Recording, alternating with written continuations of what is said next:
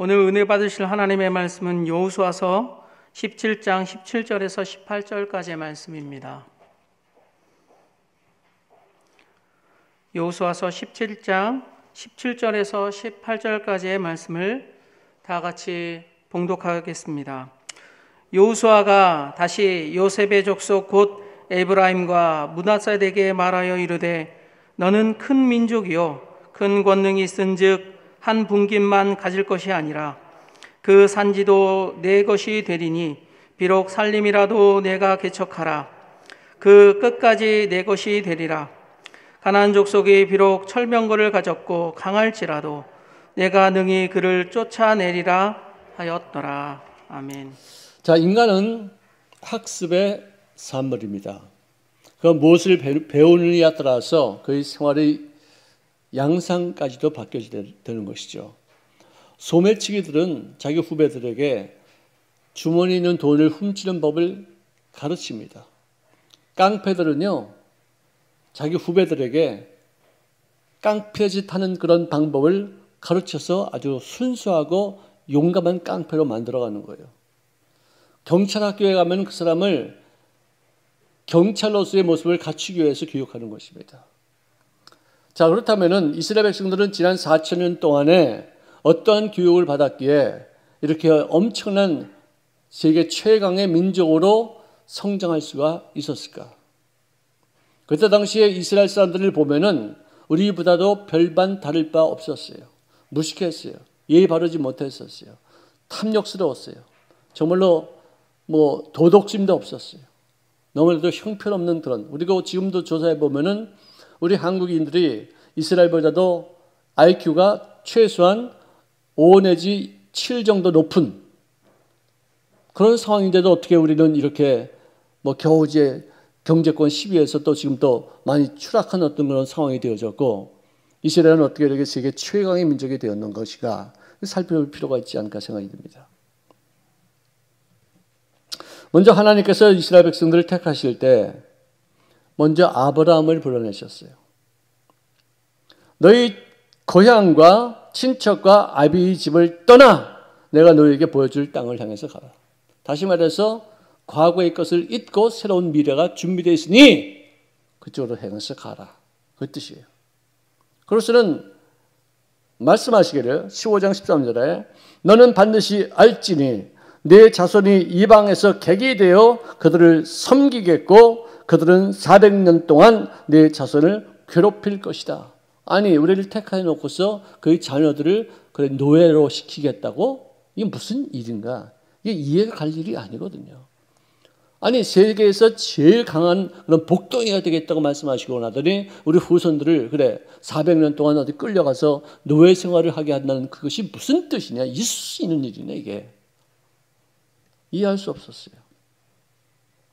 그런데 이 택한 백성들을 하나님의 자녀로 삼으신 이유는 뭐냐? 내가 너와 네 후손에게 가나안 온 땅을 주어 영원한 기업이 되게 하고 나는 그들이 하나님이 되리라. 다시 한마디로 말하면 아니 하나님이란 존재가 우리에게 가나안 땅을 주신 그런 하나님으로 되기 위해서 우리를 택하여서 이렇게 종사를 시킨다고요? 이게 무슨 말입니까? 납득이 안 갑니다. 그런데 하나님은 그 예정하신 뜻을 이루기 위해서 출애굽을 이루기 위한 요셉을 먼저 애굽에 보냅니다. 노예로 보냅니다. 그래서 그가 13년의 고초 끝에 국무총리가 되어지고 기근전 그 가나안 땅에 먹고 살기 위해서 야곱의 식구들이 전부 다 내려와서 요셉과 함께 살게 되었는데 그 70인이 그때부터 노예 생활을 하게 되어져서 약 한 350여 년 정도가 지나면서 이제는 너무나도 힘들고 노역에 지치니까 하나님 앞에 부르짖는 것이에요. 살려달라고. 그래서 주님이 응답하시고서 모세를 택하십니다. 내가 바로에게 너를 보내어 내 백성 이스라엘 자손을 애굽에서 구해내리라. 양을 잡아서 그 피를 문의 솔주에다가 좌우에 바르고 또 임방에다가 발라서 심판주가 되는 내가 죽음의 사자로 지나갈 때 너희 집에는 들리지 않고 그런 피가 발라있는 그런 집은 내가 넘어가리라. 약속해서 그들을 출애굽으로 인도하게 되었었습니다. 자, 그런데 그들이 430년 동안 종살이하면서 얻은 근성이 있어요. 이것을 우리가 노예 근성이라고 해요. 그런 생각이에요. 극단적인 피해의식이었어요. 그러니까 항상 이 노예는 언제 어느 팀이 어떻게 될지 몰라요. 말 한마디면 죽을 수 있고요. 말 한마디면 팔려갈 수 있고요. 말 한마디면 죽도록 맞을 수 있어요. 또 이 사람이 내 편이냐 아니냐 이게 굉장히 중요한 얘기예요. 아니 애굽 사람이 이스라엘 사람을 치는 것을 보고서 분개해서 애굽 사람을 쳐 죽인 모세가 그 다음날 나가봤더니 이번에는 히브리 사람들끼리 싸우는 거예요. 야, 왜 싸우냐? 우리가 여기서 힘을 연합해서 출애굽할 수 있는 것을 준비를 해야지 동포끼리 이렇게 다툴 수 있느냐? 그랬더니 그 지적받은 사람이 어저께 너는 내 편이 되어서 애굽 사람을 쳐 죽이더니 이제는 내 편은 안 되고 이 사람 편 들어? 우리가 언제 너를 재판관으로 삼았어? 이제는 네가 이제 나 죽이겠구나. 극단적인 피해의식이에요. 내가 이제는 죽게 됐구나. 저놈이 왕자로서 나를 야단치면 나는 죽었구나. 이거예요. 노예는 그래요. 극단적으로 막 가는 거예요. 그리고 과거 지향주의적이에요. 그들은 식량 배급을 받던 종살이를 동경하지 지금 현재 권한과 역경이 있다. 아무리 내일이 있다 할지라도 내일 그 사람들에게는 없어요. 왜? 노예들에게는 내일이 없어요. 야, 내가 너 100만 원을 줄 테니까 이것 좀 일해봐. 그래서 일 시켜 나오면서 100만 원 안 줘도 말할 수 없어요. 그러니까 지금 당장 달라는 거야. 애굽에 매장지가 없어 여기까지 와서 우리가 광야에서 죽겠느냐. 하나님께서 그래 선민을 그래 광야에서 죽이려고 출애굽을 했겠습니까? 이렇게 불신이 있었어요. 이렇게 과거 지향적이었었어요. 미래가 없었어요. 현실주의적이었어요. 그때는 옛날에는 값없이 생선과 오이와 참외와 부추와 파와 마늘들을 먹었는데 이제는 만나도 겨우 하루하루 주워서 먹을 수밖에 없겠구나. 젖과 꿀이 흐르는 땅이 이제 앞에 있다 할지라도 믿지 못해요. 믿어도 그것은 이루어지지 않으면 그것은 뭐 아무것도 안 해요. 그래서 지금 당장에 먹을 게 있어야 되겠다. 원망하고 불평하고 이것으로 일관된 모습. 이것을 그때 당시 자기들이 할 때는 왜 그러는지 뭐 하는지도 몰랐어요. 그런데 우리 같이 이렇게 벌써 4,000년이 지나고 나서 거의 한 3,000년이 지나고 나서 그 분석이 되잖아요. 이거는 패배주의다. 이것은 뭐 피의식이 많다. 이것은 뭐 과거 지향적이다. 미래가 없다. 이걸 우리가 다 분석하잖아요. 이런 걸 통해서 절대로 이런 것만큼은 우리들의 생활 속에 답습하지 말자는 어떤 결론이 나오잖아요. 역사가 그런 거예요. 왜 하나님이 그들을 홍해를 건너게 하셨을까? 정말 기적이 아니면은 하나님의 너무나도 엄청난 그런 기적이 아니면 이루지 못했기 때문에 이것은 하나님이 하셨다. 인간이 한 것이 아니야. 그러므로 전능자 앞에 모든 일을 맡기고 기도하고 염려하지 마라. 이런 뜻으로 건네고 그 다음에 너 다시는 돌아갈 수 없어. 못 돌아가. 너는 앞으로 가는 것밖에 없어. 그랬는데 그들은 40일 동안 가나안 땅을 정탐하고 나서 백성들에게 보고하기를 거기서 우리는 아낙 자손의 거인들을 보았어요. 우리 스스로가 보기에도 메뚜기 같은데 그들이 보기에도 그렇지 않았었을까. 애굽으로 돌아가자. 온 백성이 대성통곡을 합니다. 그래 모세를 죽여라. 새로운 장관을 세우자. 여기서 죽겠느냐. 하나님이 정말 제일 싫어하는 거예요. 아니 홍해까지 건너서 갔는데 그 홍해 누가 그거 열을 거예요 그거. 가나안까지는 약 1,000km예요. 1,000km는 그 200만 이상이 되는 그 백성 중에 노인도 있고 아이들도 있고 아기 태어나게 하는 어떤 산모도 있다. 그래서 하루에 11km, 보통은 하루에 40km는 걸을 수 있어요. 근데 10km만 걷자. 그래도 석 달 걸리면 들어갈 수 있는 그런 거리예요. 그들은 40년 걸렸죠. 성경에 나오는 가장 무서운 말 중에 하나님 하신 말씀이 이것입니다. 너희 말이 내 귀에 들린 대로 내가 너희에게 행하리라. 만약에 우리가 하는 말이 하나님 귀에 들린 대로 우리에게 행하셨으면 우리는 벌써 뼈도 못 추리고 있었을 거예요. 그 땅을 정탐한 날 수인 40일을 하루를 1년으로 쳐서 40년간 너희들은 이 광야를 헤매다가 이 땅에서 이 가나안 땅에 들어가지 못하고 죽으리라. 20세 이후에 태어난 이제 들어온 사람, 이 출애굽한 사람 다 죽었어요. 20세 미만 애들 그리고 그 후에 태어난 사람들이 가나안 땅에 들어가게 했었어요. 여러분들 이거 볼 때 참 우리들도 쉽게 할 수 있는 것을 시간을 많이 헌비하면서 에너지까지 낭비하면서 이렇게 겨우 되는 그런 경우도 있을 수 있어요. 또 이들은 반항심이 가득 차 있었어요. 몸은 해방되어서 나왔지만 마음은 위권세에게 착취만 당했던 애굽의 노예 그 상태 그들이에요. 윗사람하고 친하지 않아요. 왜? 밤낮 착취당하니까. 밤낮 속아 넘어가니까. 밤낮 피를 뽑으니까. 심지어 하나님에 대해서도 반항심을 가져요. 시편 78편 4절을 보니까 그들이 광야에서 하나님께 반항하며 사막에서 그를 슬프게 함이 몇 번이나 되었겠는가. 수도 없이 많다. 왜 이런 말씀이 성경에 기록되어 있느냐. 인생의 최악의 걸림돌은 뭐냐. 미래가 없는 이런 노예 근성. 이게 인생으로 하여금 가장 실패의 요인이 되게 하고 비참한 인생을 살게 하는 그런 근성. 우리가 지난 500년 동안 유교의 사상에 젖어서 노예 근성으로 가득히 차 있었어요. 이거 제거한 지 얼마 안 돼요. 근데 아직도 그게 있어요. 집시는 안 돼. 엽전, 아이고, 우리는 엽전이야. 냄비같이 그냥 팍 끌었다 갔다 금방 식는 것. 우리 아버지는요, 일본 교육을 받으신 분이에요. 그분은요, 지금 나라가 지금 어지럽고 무슨 어떤 문제가 막 생기면 조선 놈들은 전부 다 거세해야 돼! 막 이러고 화내셨어요. 그래서 내가, 아버지, 그게 무슨 말씀입니까? 왜 우리가 거세해야 돼요? 내가 그런 데는 막 반항했어요. 아버지, 그거 뭐, 어디서 그런 말씀을 들으실지 몰라도, 왜 그런 말씀 합니까? 내가 막 그랬었어요. 그 아버님 가만히 계시더라고. 그렇게 아주 세신 분이 내가 그 말 하니까 가만히 계시더라고.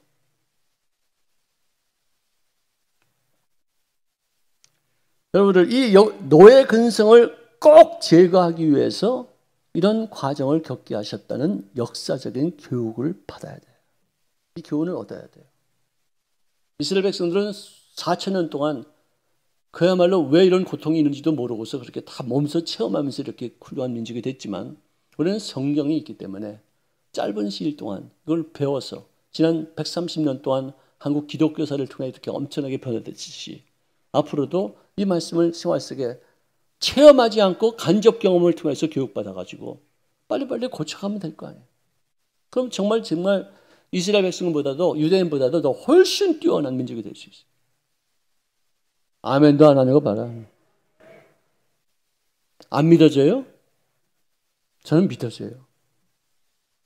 광야는요, 낮과 밤의 기온차가 심합니다. 뱀과 전갈이 있습니다. 유혹이 있습니다. 사고 나기 쉽습니다.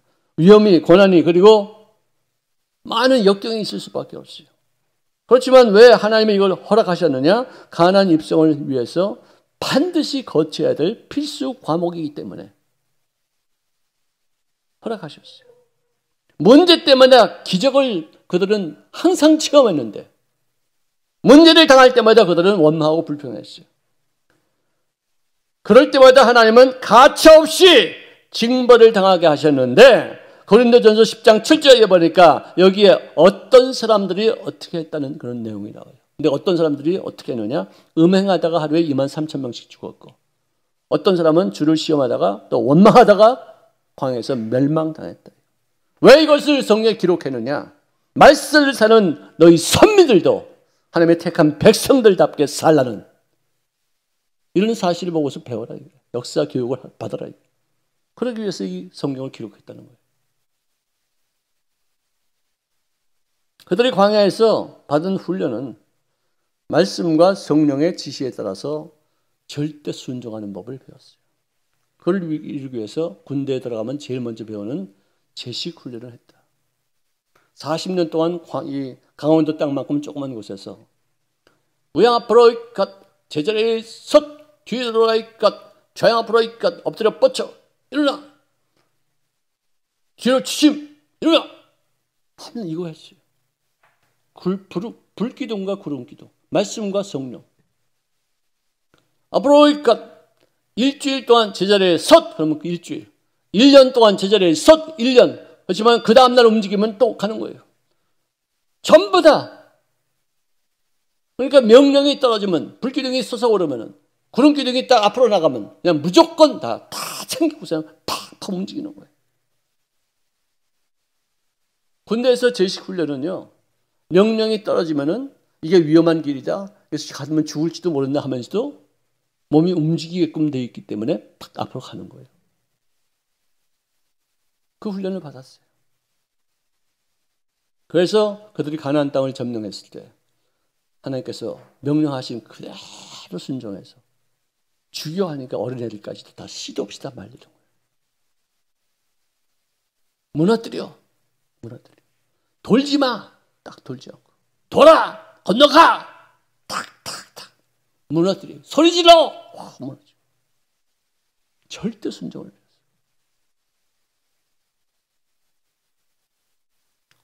왜 이런 순종을 요구하시느냐? 너는 오직 강하고 극히 담대하라! 근데 강하고 담대하기 위해서는 계명을 어기거나 불순종하면은 항상 내 양심이 먼저 나를 찔러. 담대해질 수가 없어요. 모세가 너에게 명한 율법을 다 지켜 행하야지만 강하고 담대할 수 있기 때문에. 만일 우리 마음이 우리를 책망할 것이 있으면 하나님 앞에서 담대함을 얻고 무엇이든지 구할 바를 그에게 받나니 이는 우리가 그의 계명을 지키고 그의 앞에서 기뻐하시는 것을 행하기 때문에 내 양심에 가책이 없어서 담대함으로 행할 수 있다. 우리가 왜 계명을 지키려고 하느냐? 내 양심이 가책이 있으니까 담대하지 못해요. 마귀가 뭐라고 쏙삭거리면 네 말이 맞다. 나 죄값 받는다. 용기가 안 생겨. 위축돼. 눌려. 힘이 없어요. 말씀을 지켜보세요. 내가 할 것을 다 해보세요. 당당하죠. 여러분들 노예 학교와 광야 학교를 졸업한 후에 이스라엘 백성들의 모습이 갈렙의 신앙을 통해서 이루어졌어요. 그는 40세 때 정탐했던 가나안 땅을 상기해서 그의 나이가 85세가 되었는데도 그는 아직도 강건해서 하는 말씀이 나에게는 저 산지를 주십시오. 딴 사람들에게는 평안하게 점령할 수 있는 어떤 그런 것을 주었지만 나에게는 저 산지, 점령하기 힘든 거친 그리고 높은 그런 것을 나에게 주시오. 그곳에 안악 사람들도 있고 그 성읍들은 크고 견고할지라도 야훼께서 함께 하시면 내가 그들을 쫓아낼 수 있으리요. 이렇게 사람이 바뀌었어요. 노예학교, 광야학교 지나고 나서 약 470년, 510년 정도 사이에 바뀌었어요. 우리들도 조선시대에 500년이 길다 하더라도 얼마나 많이 바뀌었어요, 지금. 더 바뀌어야죠. 오늘 본문 말씀에는 땅을 이렇게 유산으로 남기는데 요셉의 후손들에게는 아주 적은 땅을 남겼어요. 그러니까 불평하죠. 왜 딴 족속들에게는 이렇게 좋은 땅들을 크게 이렇게 주는데 왜 우리는 이렇게 조금만 주십니까? 그랬더니 여호수아가 이런 말을 했습니다. 너는 큰 권능이 있은즉 비록 살림이라도 네가 개척하라. 할렐루야. 너는 약한 민족이 아니야. 너에게 맡겨준 살림조차도 네가 정복할 수 있는 힘이 너에게 있으니까 그걸 네 스스로가 그런 자화성을 갖고서 한번 해봐라. 가나안 족속이 비록 철병거를 가졌고 강할지라도 네가 능히 그들을 쫓아내리라. 할렐루야. 그래서 12지파가 정말로 엄청나게 강한 힘으로 모든 땅을 점령하게 되었는데, 그 땅을 점령한 뒤에 그들은 젖과 꿀을 만끽하면서 풍요를 즐기면서 너무나도 신나게 잘 지냈어요. 몇십 년 잘했죠. 그런데 그 이후에 그들은 가나안 땅, 이 바벨론으로 포로가 되어서 끌려갔어요. 비참하게 끌려갔어요. 왜? 그들이 하나님이 하신 일들을 기억조차 안 하고 자식들에게 가르쳐주지 않았어요. 계승을 하지 못했어요. 그러니까 니들 그런 예배는 내가 안 받겠다. 무자비하게 또 그들을 끌고 가서 70년 동안 바벨론에서 포로 생활합니다. 거기서 너무나도 고통스럽고 괴롭고 힘들어서 그들이 뭘 잘못한 것인가를 깨닫고 우리가 자녀 교육을 못했구나. 우리 아이들에게 내가 신앙인으로서의 모습을 내가 전혀 보인 적이 없었구나. 이들이 뭘 보고 배웠을까? 후회해서 거기서 회당을 지었어요. 교육처예요. 예배처예요. 거기서 하나님의 율법을 가르치는 곳이에요. 그래서 그 주님께서 노하심을 푸시고 그들을 다시 귀환시켰습니다. 저는 그들이 그 회당을 정말로 유용한 곳에 쓰고 자녀를 교육하는 데 최선을 다하는 어떤 장소가 되었다가 예수님께서 십자가에서 못 박히신 다음에 부활하시고 성령이 강림하신 이후로 그 회당이 예배당으로 교육처로 쓰임받게 되어지고 초대교회 때 없어서는 안 될 아주 훌륭한 건물들로 사용되어졌어요.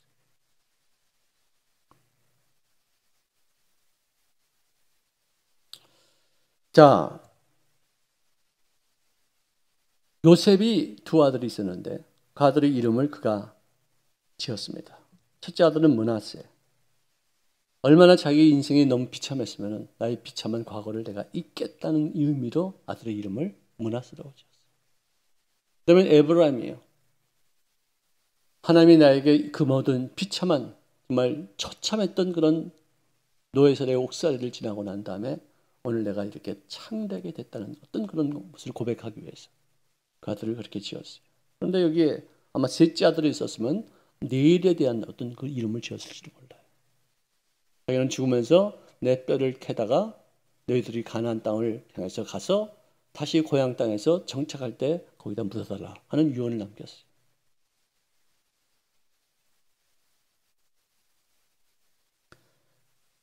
우리 하나님은 이름이 야훼예요. 나다 하는 뜻이에요. 당신의 존재를 나라고 여긴다는 것은 내가 우주의 중심이니까 모든 것을 다 내가 하는 거야. 그걸 인식해줘. 나를 찬송해. 여러분들 세계에 예수 믿지 않는 사람들은요, 하나님을 찬송하지도 않고 그에게 기도하지도 않습니다. 근데도 잘 됩니다. 예수 믿는 사람들은 기도 안 하면 되는 법이 없어요. 기도 안 하고서 되면은 그건 택한 백성이 아니에요. 하나님은 택한 백성들을 통해서 찬송받으시고 인식받으시고 인정받기를 원하시. 내가 기도하니까 그분이 응답하시더라. 내가 어려울 때 주님 앞에 도움을 청하니까 그분이 그분의 힘으로만 보여줄 수 있는 놀라운 일들을 베푸시더라. 할렐루야. 그래서 하나님의 당신의 존재를 인식시키게 하기 위해서 당신의 이름을 그렇게 지었어요. 여러분들 과거에 아무리 비참했던 것을 잊어버렸다 할지라도 또 현재 내가 이렇게 엄청나게 풍족한 삶을 산다 할지라도 미래가 없으면 그게 무슨 의미가 있겠어요. 성령은요 미래의 영이시요 꿈의 영이시요. 우리가 어떤 목표가 있는가, 어떤 내일을 만들어야 될 것인가에 대한 어떤 인식, 내가 내일 아침을 어떻게 맞아야 될 것인가에 대한 어떤 인식이 있어야 돼요. 이 어려울 때, 이 고통스러울 때, 정말 탄식스러울 때, 기독교인들이 박해받을 때 탓하지 말고 누가 우리를 어떻게 이럴 수 있겠느냐, 우리가 잘한 게 있다고 이렇게 박해하는 걸 갖다 우습게 정말 그렇게 평화시킵니까? 우리가 잘못한 게 많기 때문에 세상에서 보고서 우리를 우습게 여기는 거 아니겠어요? 우리 자신을 고쳐가는 어떤 그런 밤이 될 수 있기를 바랍니다. 지금도 유대인들은요, 물질과 돈보다도 지식과 지혜, 즉 무형자산을 중시합니다. 돈 쫓아가면 망한다야. 지혜와 지식을 얻으면 돈이 찾아온다는 거예요. 그건 정말 맞는 말인 것 같아요. 자녀들에게 탈무드를 암송케 하고 모세 오경을 철저하게 생활 속에 적용하게 만들어요. 왜? 의식을 새롭게 하기 위해서. 말씀이 지혜거든요. 내가 어리석어도 그 말씀, 지혜의 말씀을 지키면 나는 지혜로운 사람이 되는 거예요. 남보다 뛰어나기보다도 남과 좀 뭔가 다른 모습을 갖춰가는 것을 목표로 삼는 거예요. 즉 다시 말해서 경쟁 상태로 하지 않고 상생할 수 있는 길이 어디 있는 것인가를 살피는 그런 민족이에요. 철두철미하게 어렸을 때부터 그렇게 배워왔어요. 창조성과 독창력을 강조하는 그런 민족이 되었어요. 여기를 최강의 민족이 되기 위해서 하나님께서 그들을 그렇게 만들겠다고 하신 약속을 이루기 위해서 수천 년 동안 그들을 훈련시키고 교육시켜서 오늘 세계 최고의 민족이 되었어요. 자, 그랬는데 예수님을 그들이 십자가에 못 박혀 죽인 이후에 그들은 하나님 앞에 징벌을 받아서 약 2000년 동안 전 세계에 흩어져서 나라 없는 민족이라는 최악의 고통을 받았어요. 근데도 그들은 흩어지지 않았어요. 우리는 다시 고향에 돌아간다. 우리는 다시 새로운 나라를 세울 것이다. 그래서 팔레스타인 사람들을 전부 다 거기서 내쫓아버리고. 말이 됩니까? 우리가 고구려 땅, 거기 옛날에 만주 땅 우리 거다. 그래가지고 봐라 역사에 너희들 다 나가라. 전쟁 치러가지고 우리 땅으로 만드는 말이 되는 겁니까 그게? 근데 그들도 그렇게 했어요. 그 전에 그들은 히틀러를 통해서 600만이 죽었어요. 그러니까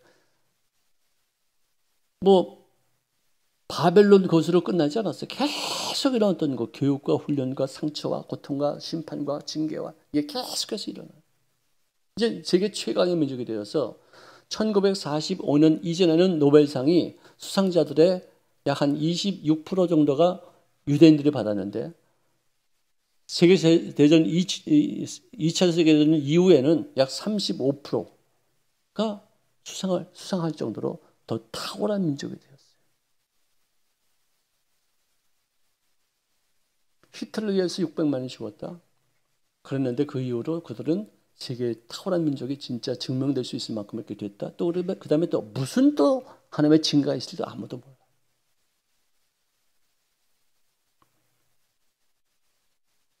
하여간 역사는 이렇게 순환되지만 순환되는 역사에서 우리가 직선적으로 발전해 나가는 어떤 그런 모습을 갖출 수 있는 우리 대한민국이 될 수 있기를 바랍니다.